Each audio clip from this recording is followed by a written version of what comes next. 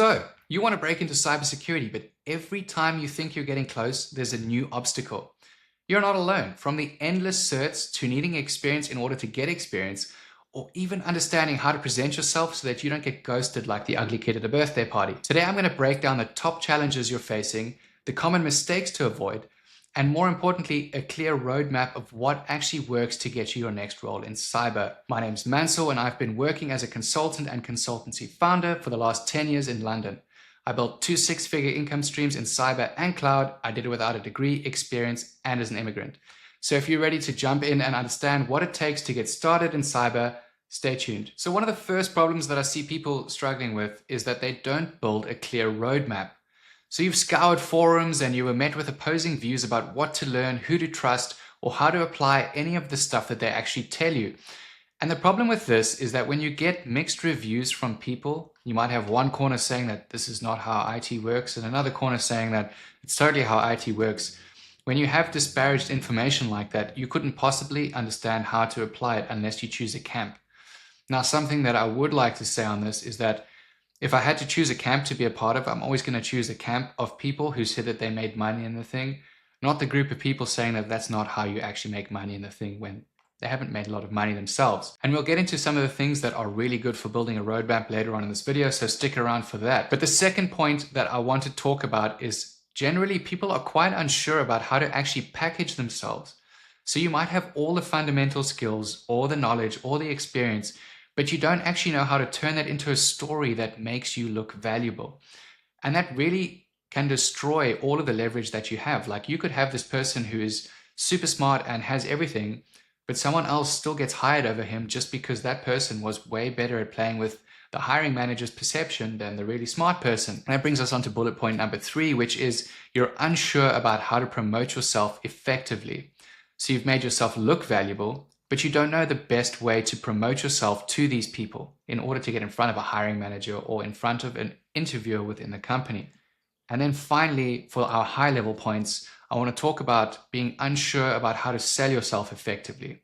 So you've made yourself look valuable, you've promoted yourself, but you don't know how to communicate that value in a way that makes you attractive to the person or the company hiring you. Now, those are the 4 high level problems that people face. But if we break them down into smaller chunks, that's how we can really learn to separate ourselves from the other people who are already winning in the game. And that brings us on to problem number 1, which is all about projects.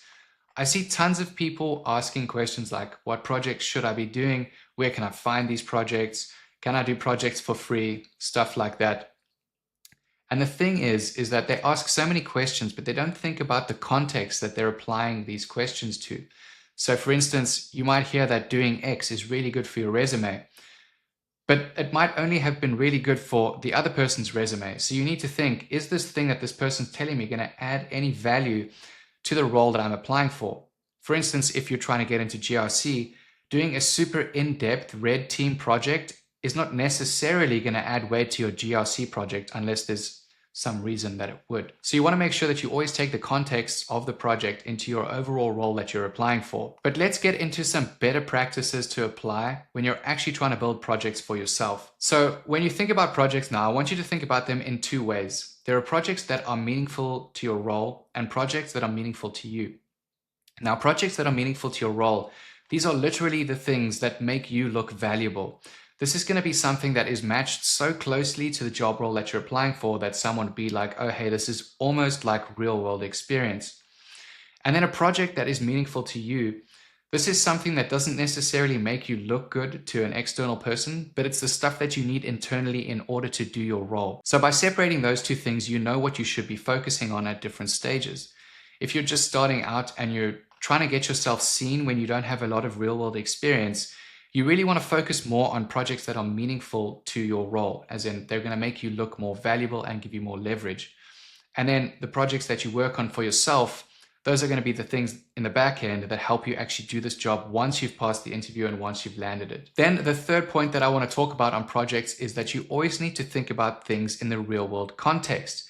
Everything that you do should come back to the real world. If there's no reason for you to be doing this project, then don't do it. Don't invest the time in doing it. If there's no value in the role that you're applying for, or you need the knowledge specifically to do a certain job, It's just a waste of time. And even if the smartest person on Reddit or any forum tells you to do this project, but it doesn't apply to you, don't do it. Always think of real world outcomes. Point 4 is all about volunteering. I see a lot of people saying, I will never work for free. But they don't understand that if you're doing a home-based project, you are actually working for free. The only difference is that you're working for free for yourself rather than working for free for a company. And by working for free for a company, not only do you get more leverage from the project that you're working on, but if you do a really good job, they're probably going to hire you because it's kind of like a soft entry into their company. And if you are really good at the thing that you do and you make waves and you make friends and people start to know your name, they'll probably hire you just because it's far easier for them and because they don't have to pay a recruiter to bring you into the company. And then finally on this, if you're really struggling to come up with project ideas, something that I tell a lot of people to do is to take the whole job description, like with the experience and all the technical stuff that the company is asking for, and just throw that into AI and ask it to build you home-based projects around that. You can obviously add things like it needs to be for free, or I don't mind paying a bit of money to get certain software, whatever. But AI can build an entire plan around it so that when you do end up building this project and trying to apply it to your resume for the job that you want to get, it's going to make you look really good because you've done the research of what the company needs and you've applied a personal project about how you would have solved that problem if you were working there, just in a home-based environment. But it really adds weight to what you're doing. And that brings us on to challenge number 2, which is where people try to be the messiah and learn everything. You think that because you know everything, it's going to make your job easier and therefore increase your value as well. But the problem with that is that when you load up on certs without understanding how to apply them, those certs actually matter less. So if we had to look at better practices, if we were trying to learn new things or obtain any certs, I would rather focus on 1 to 3 things. And then I'd become an expert in them because there's far more money in expertise. And when you focus on 1 to 3 things, you're also giving your brain a break from trying to understand absolutely everything, which most of the time just causes scatterbrain. Another better practice for learning would be value. So just because you like it doesn't mean it's valuable. Just because people talk about it doesn't mean it's valuable. Everything always needs to be taken into context. And that's where we get to the point where you need to check market stats. You need to look at the future and current growth of whatever it is that you want to learn. So how valuable is the cert now? How valuable is this line of work that this cert adds value to going to be 5 years from now? Because you're going to spend hours of your life learning this, not just, in your head, but you're also going to be doing it practically. And that's a lot of work in order to understand certain things. So if you're going to do that, what's your return on investment? Is it worthwhile you doing this thing? And another point on certs is that they're really just a piece of a puzzle. They're part of something that makes you look good. Like if you had a perfect puzzle with all its pieces in places, it would have a degree, experience, projects tailored directly to the job description, a network, a personal brand, endorsements, basically everything. That would be you're guaranteed to get a job if you have all of that stuff and you're able to talk to people in a way that doesn't make you look like a potato. Then you're most likely going to win over everyone else if you have all of those things. So don't think that just by having 12 certs, it automatically adds so much value to what you're doing because you're competing against people who have all of these different things. There might be people who have all of the things I just mentioned. There might be people who only have 3 of those things. When I started out, I literally had none of this stuff. I was just really good at talking to people. And I used that as my leverage. That was my unfair advantage, you could say, that I was good at making people laugh. And as soon as I noticed that in life, I just exploited it. And the second thing that I was really good at was critical thinking and learning how to solve any problem. And those things got me really far in IT when I didn't have certs or a degree or any of the other stuff that other people did. So you always need to think about not just the certs in the cert context. The certs are just part of something that builds your overall picture.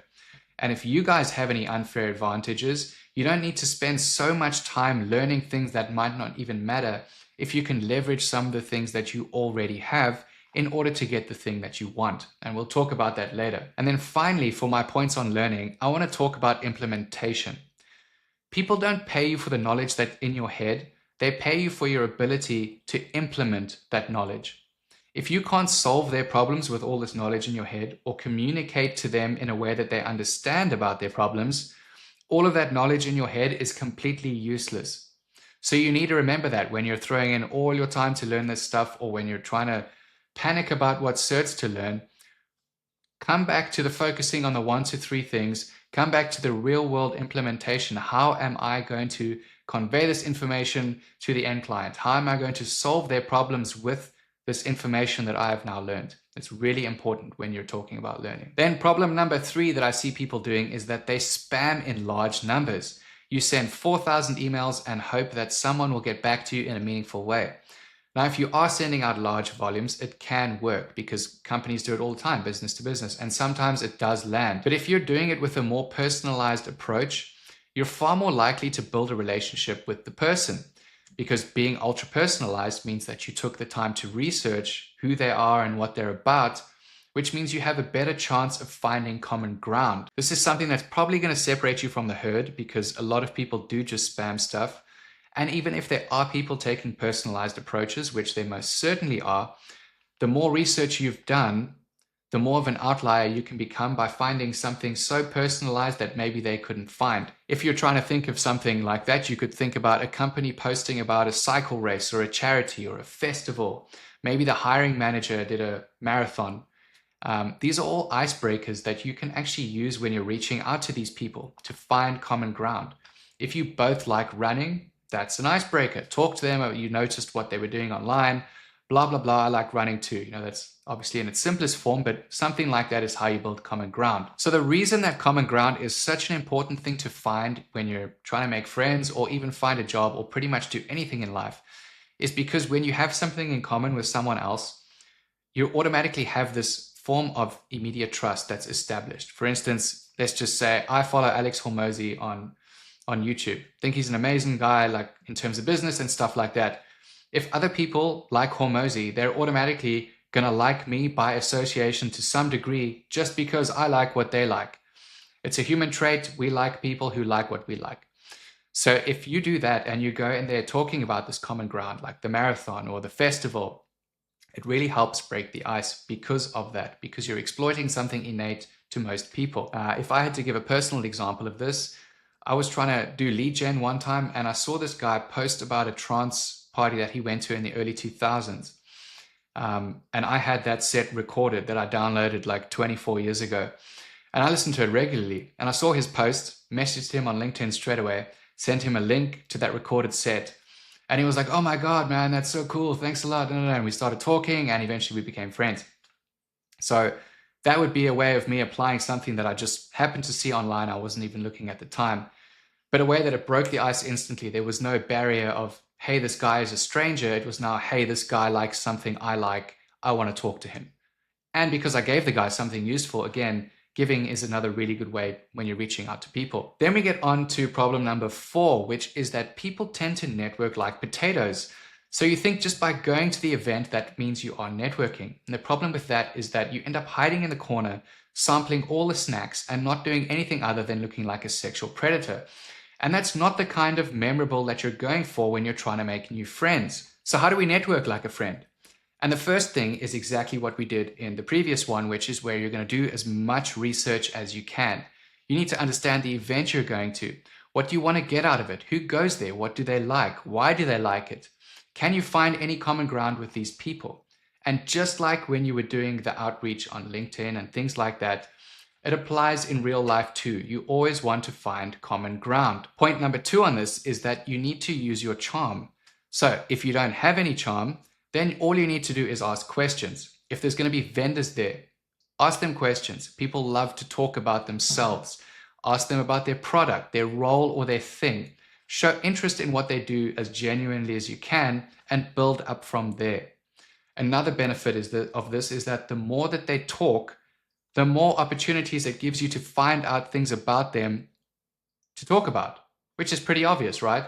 So the more they talk, the more you learn about them and the more that you can get them talking even more.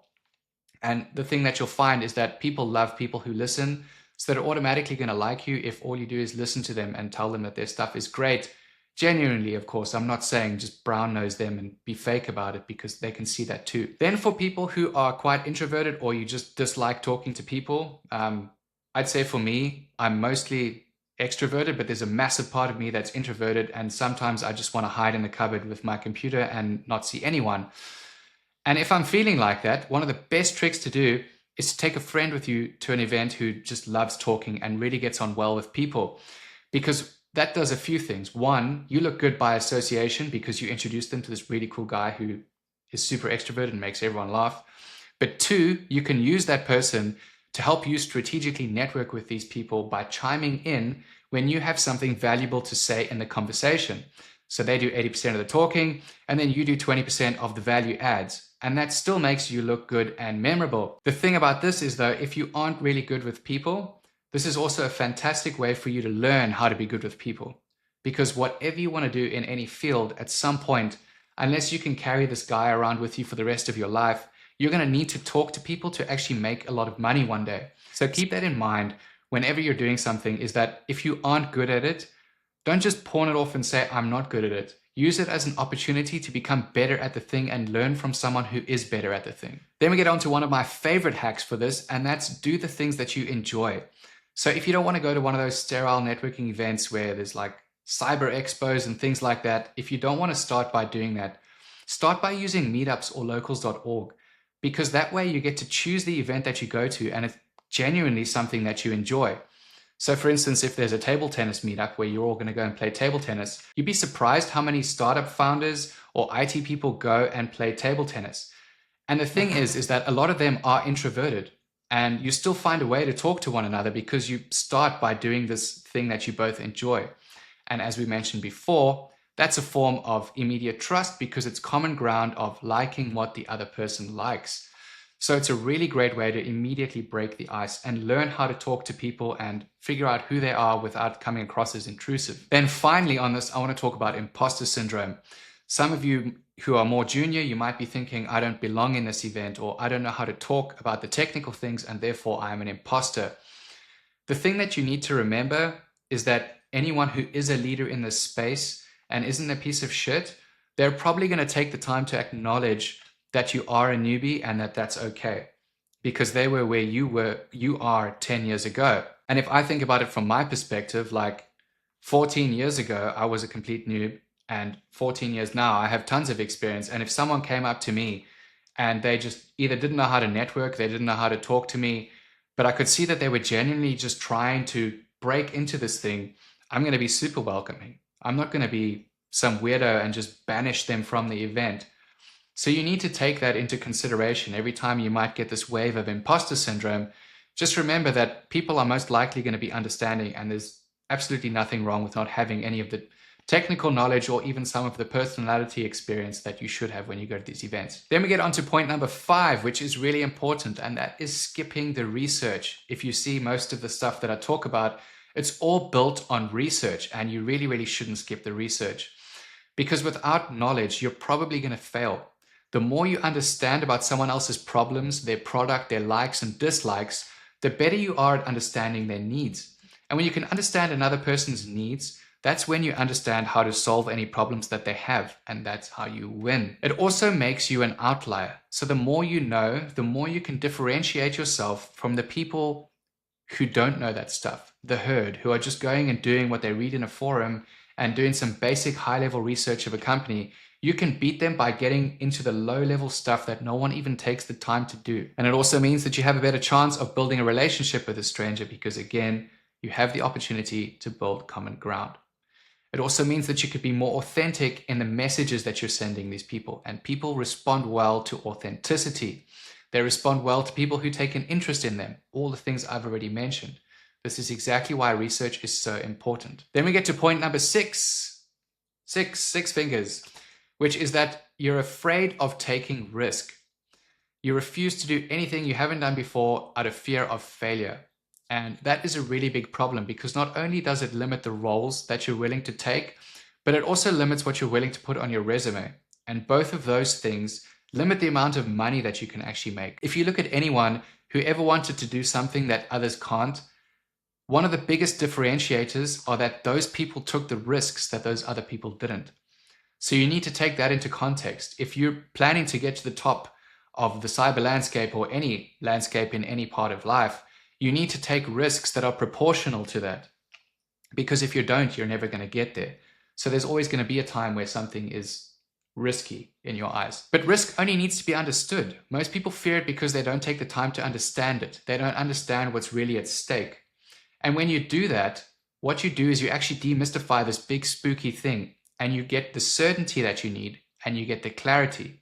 And when you have those things and you see risk for what it really is, risk becomes less risky. One of the best things that I like to do is I like to chunk things. So I take the big scary goal and I break it down into smaller steps.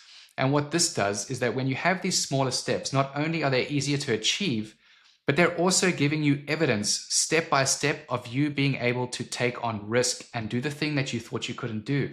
So by the time you get to the big building block, it's no longer a big block. It was just a series of small ones that got you to this big scary thing that you now have proof is not actually scary. And if I give you a personal example of this, when I wanted to start a company, I was really afraid of hiring people because I thought if I didn't make a sale, that they would end up on their street and I would feel like a piece of shit. So what I did is I outsourced with partners and contractors. And that way, unless they were on a project, I didn't have to pay them any money because they weren't employed by me. And that was me using one of these big scary things. I turned it into a smaller step. And then step 2 was learning marketing and sales, how to talk to people more professionally from a sales point of view, things like that you can only learn on the job. And then we get on to my final point of risk, and that is the contrast effect. So some people like this approach and some people don't because they think it's morbid. But for me, I think it's magical because no matter how you feel about it, the universe just doesn't give a shit and you have to bow down to it. And that is that one day, everyone is going to die. They're probably going to suffer too, quite a lot of them. So if you put that into perspective, is it really that scary to talk to the person that you're afraid of? Is it really that scary to start the thing that you want to start? And the answer is really obviously no. It's also why people who grew up in extreme backgrounds where they had a really hard life when they were young, maybe they was really poor or a whole bunch of traumatic stuff happened. If those bad things don't pull them down to the bottom, they usually become really rich and really successful because by contrast, picking up the phone and cold calling someone is really not that scary in comparison. So that's why I like to use the contrasting effect, because it really puts things into perspective and helps you ground yourself when you're overrun by this irrational fear of risk. Then we get on to my most favorite point, which is blaming the market. You blame the market for all of your misfortune. You say that you're hopeless and there's nothing you can do about it because it's too competitive and nothing that you do works. But the problem when you do this is that you're actually giving away your power. The market does suck, but it's always sucked. And people still always did the thing. They got the job. They made millions despite war, anxiety, depression, whatever. When I first moved to the UK in 2010, apart from not having a degree or experience and being an immigrant in a country that was still recovering from one of the biggest recessions of the modern world, I still managed to get a job. Even though it took me like 6 months because I did none of the best practices that I'm talking about now, because I simply had no idea how to do any of that. But the thing is, if you look at it this way, when you're talking about the market, if you applied for 100 jobs and you didn't get the job, that means 100 other people did get the job. So is it really the market's fault in that case? And the answer is obviously no. And that's why you need to accept responsibility, because when you do that, you're putting yourself in a position of power. It means you can identify where you're going wrong. And instead of doing something else like blaming the market, you can fix that thing. You can change your tactic. You can grow in something that you need to grow in. And then you can change to get the outcome that you want. Because you have to remember that everything in life is perception. The better you are at playing with that perception, the more you're going to get from or out of people. So if someone got the job and you didn't, it just means that that person is probably better at playing with another person's perception than you. They were able to sell themselves more effectively because they showed these people how valuable they are extremely clearly, how they solve their problems immediately. They addressed their needs. So that's why I talk about all of this research being so important, because the more you understand something, the more you can manipulate perception. And that brings us on to the next point of not knowing who you really are. If you don't take the time to understand who you really are and what you can offer people specifically, that means that you don't know the value that you can actually convey to them. And if you can't do that, then obviously someone else who does that better than you is going to get the job and you won't. Because if you can't articulate that information properly, people don't understand what you can give them. So how do we fix that? And this is where we get onto the roadmap. And if I look at a roadmap, I'm going to break it down into specific phases. And it's always going to start with the discovery phase. So before we can understand what we can get out of a job market or what we can get out of people within that market, we need to understand not just who they are, but who we are. So the first thing that I would do before I do anything is understand your why. And this is the most important thing you're ever going to do, because it's the thing that pushes you forward when you really just don't feel like doing anything. Maybe you're too afraid to do it. Maybe you just can't be bothered to do it. The boring stuff, the unsexy stuff that doesn't look like the cool cyber role that you really wanted.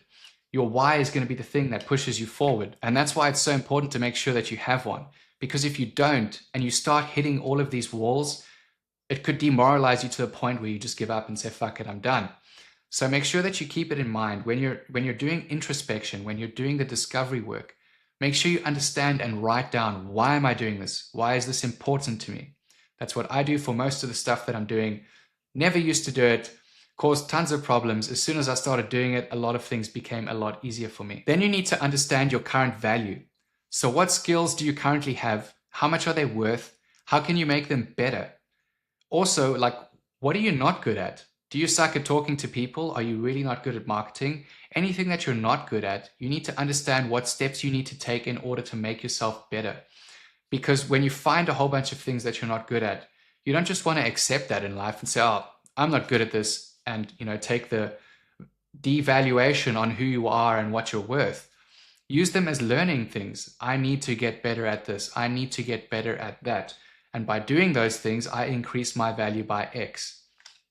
And again, you would attach a why to that so that you understand why you're doing the thing that you were not once good at, but want to be better at. And then the obvious thing is that you need to understand the market.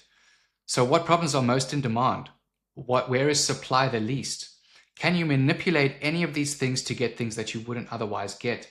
And this is a super valuable point, because is there a tech where there are just no people available to actually do the work that you could get a job for where you might not be qualified? So when I first broke into cyber, I knew absolutely nothing about cybersecurity or Linux for that matter. And the company that I went to interview at, they really needed Splunk people. And this was like in 2015, when Splunk was first just making its rounds in Europe.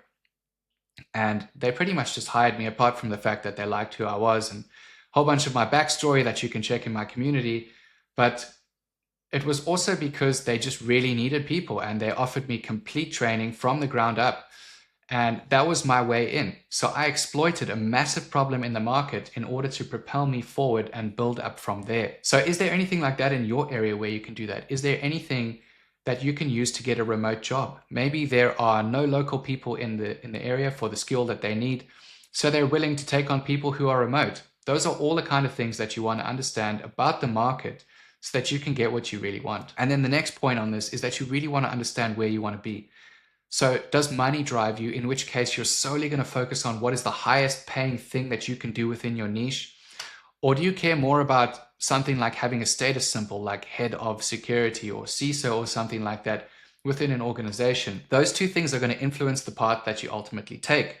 One driven solely by money and one driven solely by the other thing. Maybe you can combine the two somewhere when you get down the line. But the point is that I'm always going to look towards the end of where I want to be.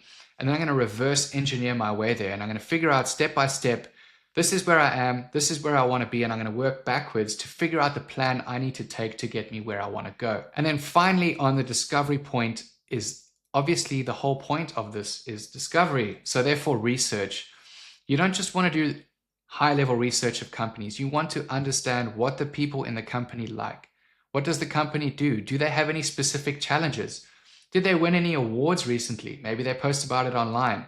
Something that CTOs love to do is they post about not only the landscape of their current environment, but they post about the challenges that they're facing or having faced using a new tech. For instance, if a company just switched to Google Cloud, they might talk about the challenges that they're facing finding staff within specific areas of Google Cloud or Google Cloud Platform as a whole. Maybe it's more challenging to use than the Azure platform that they used to use. And maybe you have skills that can contribute towards solving that problem, which is why I always say research at every level with every person who is in the company is super important, because you find so many different doors to open when you're trying to approach these people. Then we get on to phase 2, which is preparation. And we do this to make ourselves look better than everyone else. So we're going to take all of that amazing research and discovery that we've done about ourselves and the whole landscape and the companies that we're trying to get hold of, and we create a USP. Now, a USP is your unique selling point, and this is the thing that makes you different from everyone else. It defines your value. And with the magic of editing, which I hopefully got right in this video, on one of these sides, depending on which way I ended up putting the box, you will see a list of things that will separate you from someone else. These are going to be things that everyone doesn't necessarily think of, but they might have done to a point where it makes them more valuable than someone else. And if you want to figure out exactly how to do this, you can check the link to my free community, and it will show you step by step exactly how to build this with about 13 other modules in a course all about cybersecurity and its landscape and how to sell yourself effectively within it. So check that out if you're interested. It's entirely free. Then we move on to the next point, which is creating your personal story. This is everything you've ever done that's meaningful in your life and kind of hints at a little bit at the role in which you're applying. So when you create your personal story, this is going to be the thing that if someone asks you, how did you end up here? It's the thing that you tell everyone. So for me, my personal story always starts with something like, in 2010, I left South Africa as a music producer, got music signed in London, started DJing, realized I didn't want that because I wanted complete freedom, and the thought of traveling the world at different scheduled times in order to make money, it just sounded more like slavery than it did freedom.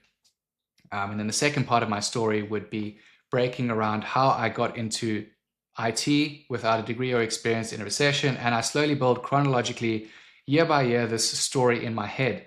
And the reason that you want to have a personal story is because it brings us to our next point, which is a personal brand. And these two work hand in hand with one another.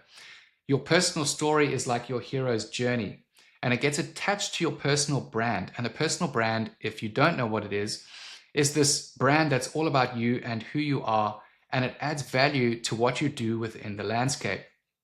So for instance, if you are working in cyber and you're trying to, let's just say you were trying to be the world's best hacker. Maybe your personal story would be you leaving Reunion Island for the biggest city of London to become the world's best hacker. And you started building this project. And then in 2025, you got endorsed by XYZ, and all of these people started following you, and they really started using this project that you were building. That would be you building a personal story alongside your personal brand, merging the two. And those things add so much leverage when you're applying for a job, because hiring managers check this stuff now.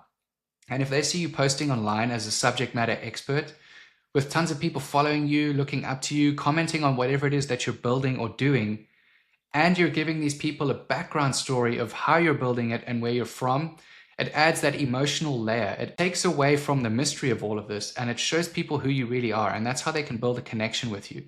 So you become less of a stranger and more someone that they want to get to know. And that's why these things are so important when you're applying for jobs now, because they can be massive differentiators between the people who just send some stupid black and white CV that no one really cares about. So keep that in mind when you're doing this. And then specifically when you're talking about a personal brand, you want to make sure that it's tailored to your USP, your story, and research that you've done within this environment. Because if you have a personal brand in cyber, but all you do is talk about building houses out of Play-Doh, those two things don't correlate, and then you have a problem where the mismatch of the brand to the reality. So you don't want that. You want to make sure that you are only talking about the thing in which you are trying to sell yourself in. And then finally on this, so after you've done all your research, you want to make sure that you have a 90-day plan. I don't care how many days you set. In fact, for me, 90 days has just always been the thing that worked best. But you want to make sure that you create a strategy for reaching out to people, the platforms that you're going to use, the different templates that you're going to use to speak to these people. You want to include metrics, any interviews that you gained or lost, people that ghosted you, people that got back to you. How did the interviews go? Did you win any of them? Did you fail at any of them? Why did you fail? I could go on. Just include as many metrics as you can in your plan and in your outreach strategy, so that when it comes down to doing this, you can actually learn from your mistakes, because otherwise you're just firing blindly, and you might think you remember everything that you're doing, but you probably won't, because you have all the emotions of this being tiring. I mean, applying for jobs is super tiring. So the more you can take away from your brain having to do in your head and the more stuff that's on paper, the better off you're going to be and the easier it becomes. And that brings us on to phase 3, which is the job hunt itself. So it's pretty much just combining everything from phase 1 and phase 2, which was the discovery and the prep. And by now you should be ready to hit the ground running relentlessly to show these people who you are, because now you know exactly who you are. You know exactly what to sell these people. You know what to say to them because you've built your personal brand. You've built your personal story. You've created a USP and you know exactly what separates you from the other people. So when you get to reaching out, you can unload all your research on these companies and find the common ground straight away when you're reaching out on LinkedIn or the company website or Twitter, however you're talking to these people. And remember, you're going to have different forms of outreach. You will have had your direct outreach on LinkedIn and all of the platforms like that, but then you're also going to have your physical outreach. And that's going to be the things where you're attending events. But because you've already built your plan around how you should be attending these events and how you should be researching them, you now have more intention when you go to them. So you know exactly what to do and you don't waste time when you go to them. You know exactly how to build connections with the people when you go to them, whether you do it or your friend does it for you and you just get involved. But don't underestimate the importance of using meetups or locals, because it is a really, really great way to meet people. Even if you don't meet founders there, you can meet other people who work for other companies and their team might need someone and they can pull you in.